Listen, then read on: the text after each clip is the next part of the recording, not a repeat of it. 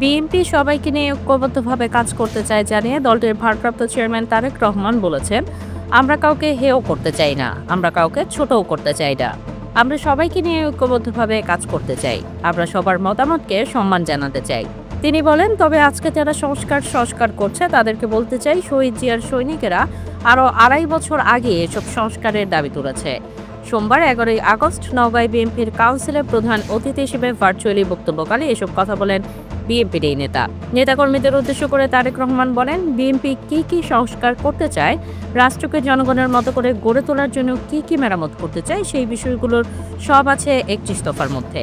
তিনি আরও বলেন, বিএনপির এই ৩১ দফা আর সরকারের ঐকমত্য কমিশনের বক্তব্য শুনলে দেখবেন সবগুলো বিষয় মিলে যাচ্ছে, শুধুমাত্র ২ থেকে ১টা বিষয় এদিক সেদিক হতে পারে।